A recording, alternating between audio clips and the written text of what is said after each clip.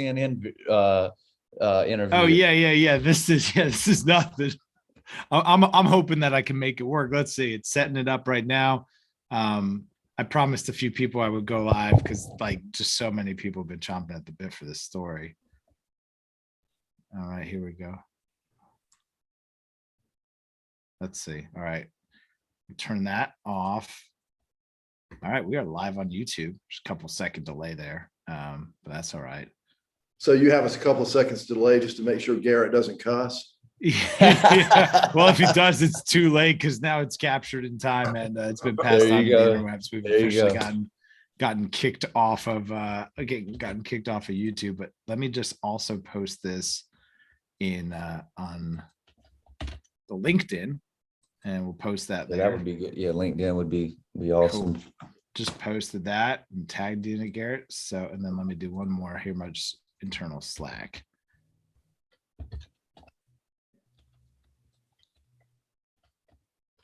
Live with. All right. Cool. Well, it's been live for a few seconds. So anybody that's already tuned in, that's very hopeful of me that some folks were just sitting around on their couch wondering, gosh, I wonder if Tim's going to go live without a home insider today.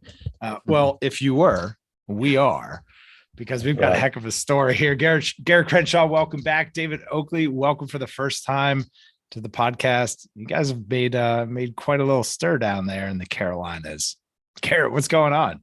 I would say we have. Yeah, it's been good, man. It's just it's been a wildfire, as we say. But I give the props to David on the creativity, and he's as I've done some research, he's been in the game for a little bit, so he's deserved the props and the campaign that he's launched, and I'm just glad to be a part of it. And all Garrett is saying is that I'm old. He's just saying I'm an old guy. No, I'm just giving you flowers, as they would say. Well, it seems like just getting started. I remember I was sitting up, I don't know, late at night.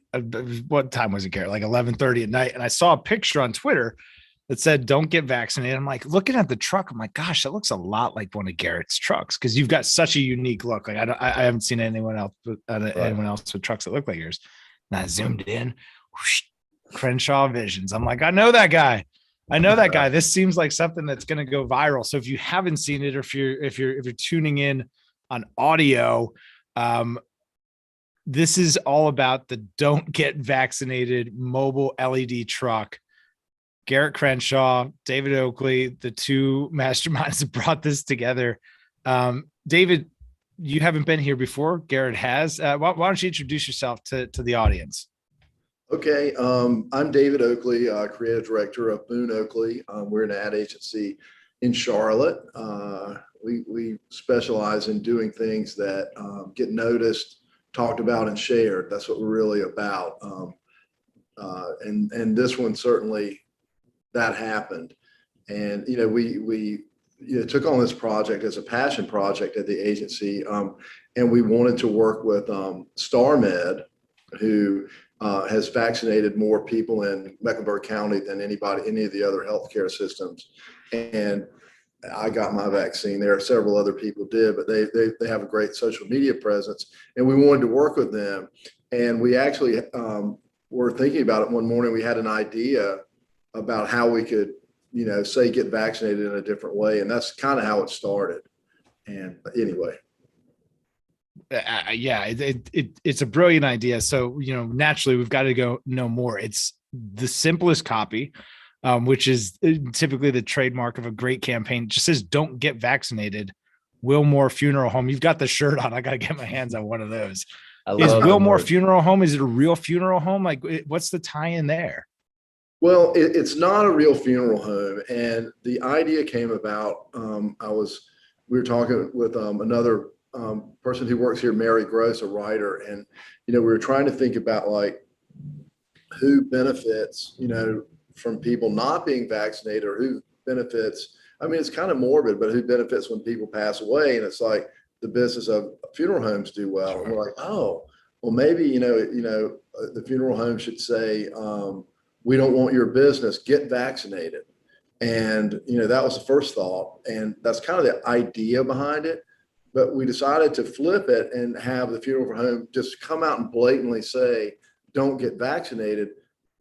Because number one, just those three words are so polarizing and so shocking. And there are a lot of people who, and understandably, there are both sides to this, that don't want to get vaccinated. And I'm surprised there hasn't been more of a campaign on that side. But so when people first see this message, they do think it's a campaign saying, being serious about don't get vaccinated. And people react with like, what is that?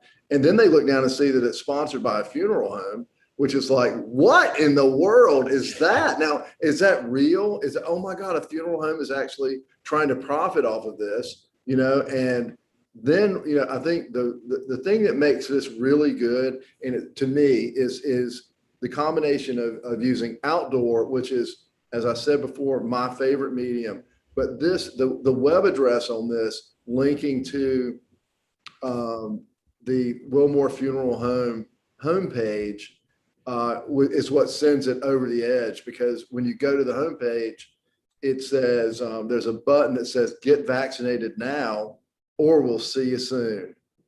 And then it's like, what is this? So there, and then you click to it and it takes you to StarMed, so you can make an appointment immediately. It's a pretty simple idea, all based on a great outdoor execution and a mobile execution. Did you know that it was going to go on a truck when you came up with the idea? Like, you knew you were going to take it out of home. How did you decide on a mobile LED truck? Well, it's funny because we actually thought like, oh, wow, could we do this on is this something that you could use as a banner ad, some kind of ad online? And we're like, no. And we actually looked into doing it as a more traditional billboard. And we looked into that a little bit here in Charlotte, and we kept thinking about it. And we're like, if it's on a highway, it's great. And outdoor is great. As I said, I love outdoor. We felt like a mobile billboard would let us move it around and go right to where our audience was. And we kept thinking that where would there be a great audience? And we're like, well, what about, tailgating before a Carolina Panthers football game? And there's just, thousands and thousands of people on the street, like hanging out. And this is the perfect place, the perfect medium to drive around and just be in front of a lot of different people. So then you call Garrett.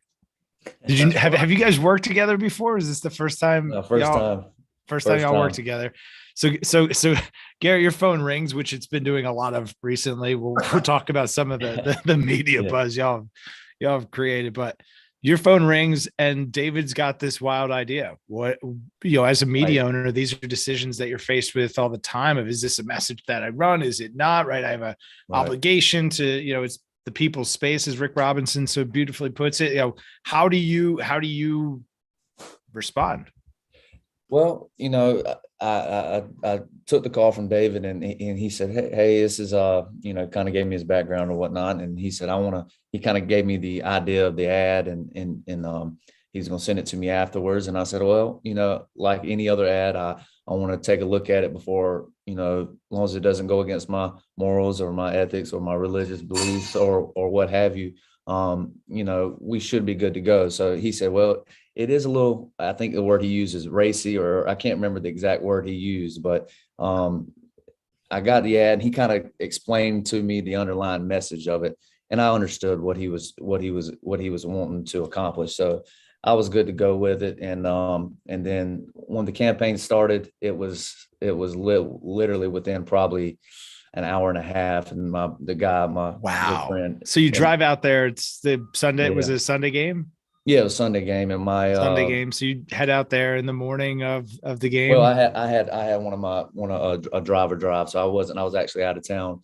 But he make said that mistake again. It's on Twitter now, and someone posted it, and he's like, we're getting some looks, good and bad, because people's had time to take it in, and like he said, it was getting to people's faces right in the tailgating areas, and it just kept going, and it was unbelievable. But as far as the conversation with David, to me, I understood the underlying message of what he was trying to get across, and in our business and my business, I'm just here to provide a service for our clients. I'm not here to choose a side or tell someone to do a certain thing or not. My first job is to deliver on my business and my service. And that's what I try to take pride on in my business, is being as transparent as possible to anybody, to say, hey, we can or we can't do this. And so we, like I said before, and a couple other interviews or people that has asked me, we're for freedom of speech. And I think David used that very, very heavy and got it to exactly the results that he was looking for. Actually, he probably didn't think it was going to be this wildfire, but hey, it's been a good run. And it's gotten a ton of media attention. I did a Google search before. I think it still got it up here. Just vaccine billboard truck. You're like the first few pages, at least. There's 47,000 results. I don't know if they're all yours, because I'm sure that those are all the varying keywords in there. But this has gone beyond viral. I mean, this has gone absolutely haptic. Yeah, I mean, it was unreal. And like the first interview we did with WBTV in Charlotte, he was asking me how many phone calls. At that time, it was probably a couple hundred. But throughout the whole week, I'm not sure exactly how many. I want to talk to my Verizon and see how many calls I got. It was north of 500-600 during it was 100 a day. It was media requests, inquiries, I'm sure. Correct. And there was like David said, having my voicemail was full at the time, and I didn't realize that. And he's like, that might've caused more stir and attention. All these media outlets are trying to figure out who is behind this campaign. And, but once I got the voicemails cleared up, they started rolling in for sure. I'm sure from everywhere. Sure. I mean, it was from the West Coast, East Coast. I mean, South. I mean, it was every state possible, just trying to get information and understand what this is about. And this is honestly powerful to have a hot take like this. Obviously, when you're talking something that is powerful as COVID and things like that it's just become so political and all this. It's just a very hot topic right now, and it causes a stir. So we definitely continued and the stir of the audience and people wanted to understand what was behind it. So I'm here trying to explain exactly what it was, and it's a pro-vaccination campaign. So that's what I lead with. So we're proud to be a part of it, and honestly are humbled by the moment of getting the attention that we've gotten. I can't agree with you more, Garrett. I'm completely humbled by it, and like, holy moly, we had no idea that this would take off like it did. All I was hoping for, honestly, was just like the message to get out there, some people to talk about it, and maybe we can get like maybe one person vaccinated. Because to me, if we got one person vaccinated, it was worth my time. It was worth the money we spent on it. It was all worth it. And it's been much more than that. To go back to what Garrett was saying, like the first day, like, on Sunday, when it's left, our parking lot at like 8:45 or whatever, Sunday morning before the game started going around, I think it was probably around 10 o'clock. I got a text from one of the marketing directors over at StarMed, the head of social media at StarMed, Adam Hummel. And he's like, holy moly, Rex Chapman just retweeted it. And he sent it to me, and it said, Wilmore Funeral Home for the win. And I'm like, oh my God. He's got a couple million followers. I was like, this is going to blow up. And I thought that was it. It would get sent around on Twitter. I thought that would kind of be it. And, I went on and like tailgated and went to the Panthers game and was kind of looking at my phone during the afternoon. Like, you were at the game. Yeah. Yeah, I went to the game. So I went to the game, and, I'm a big Panthers fan. And anyway, so what Garrett was getting at is it's one of the unintended consequences of how this actually, it was kind of a gift is how it worked. Was one, he's got that big ass phone number on his truck. And I think that's genius. Bravo. That is genius for that to always be on it. You should always have a way to contact you. But the fact that his voicemail quickly filled up and no one could get in touch with him added to the mystery of it. It's like, who is this from? What is this all about?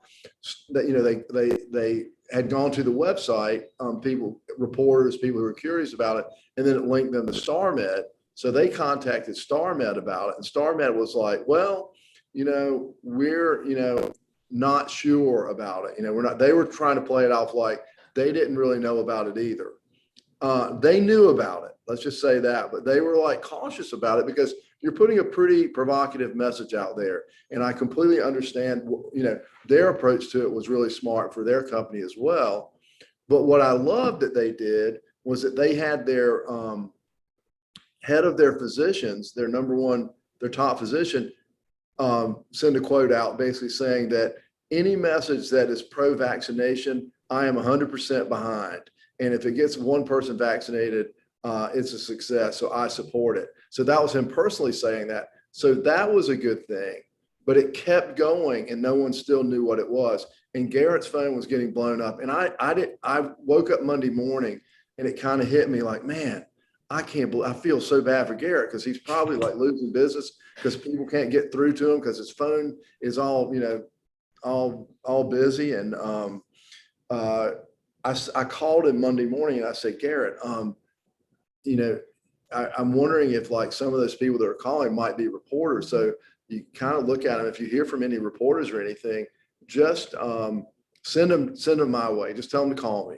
You know, so he gave I think the first one that you gave the number to was, I think, WBTV in Charlotte, maybe, or it was Newsweek. Might have been Newsweek. I don't This is kind of a funny story too, right? It's a quick story, but you know, these calls kept coming in and you know, I was like, I'm just declining them because I need to, you know, I'm still running the business too. And I'm trying to say, hey, they'll leave a voicemail. But it was oddly, I answered probably that first Monday or I can't remember the day after it was. I probably answered maybe 4 or 5 or 3 or 4 of them. And one of them was WBTV and they just got through. It was just a happenstance that I answered that. And yeah, but I answered there and then we did the interview on Monday. And then once that had happened, it was on all outlets. And then I think that's when it went national after about Wednesday or Tuesday or Wednesday is when it started picking up bigger news outlets. But just happened to answer WBTV's call and out of 3 or 4 calls out of probably 120 that day. Every billboard owner in America wishes that they had that same problem right now.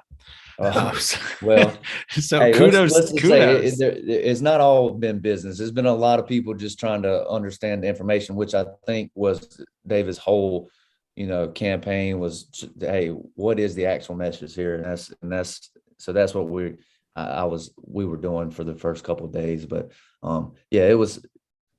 In business, you always have to have your phone on. So, you know, I'm not, you know, I'm not at fault for getting that many phone calls. It's just a part of business, and that's what we do. You have to take care of it. So, any idea? Like, obviously, just, you know, we could look at this one and seat of the pants feel say, hey, this was a success. It was absolutely a monster. Any idea on like how many impressions online it generated across all the outlets or all of the media coverage or like just what's the feedback been like from StarMed, David? You know, post campaign now. I just got in right here. Let me look at the actual figure was given to me today. The total number of impressions is a shitload. That's an exact unit of measure, in case you're wondering. Shitload. The thing that's to me makes me really happy is that StarMed in the first, what day is today?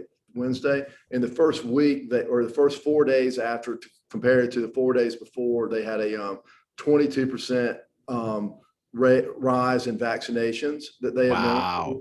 And over the first week, I just talked with them. They were here about an hour ago, delivering these shirts. How they good. Said now for the first full 9 days after it, they were up 28%, which is a lot of vaccinations. That's huge. So I feel like it was very successful from that point of view. And that really makes me happy. You know, it makes me even more happy than all of the impressions, but I really believe that all the impressions led to that. So translate to. yeah, Sure. translate to I that. started thinking about that too, because after the days went on, I'm like, we should get some analytics behind this. And I started thinking about it, and I'm like, after the first day, I'm like, there's you have a social media account, a couple social media accounts on Twitter that's 500,000 to 1 million. Obviously there's organic impressions. Then you have news outlets on OTT, and then you have websites and things like that, and not including the impressions that it got from the truck when it was there at the stadium with tens of thousands. By the end of the week, I would say at least 10 million plus is what I would guess with all the outlets. It was astounding.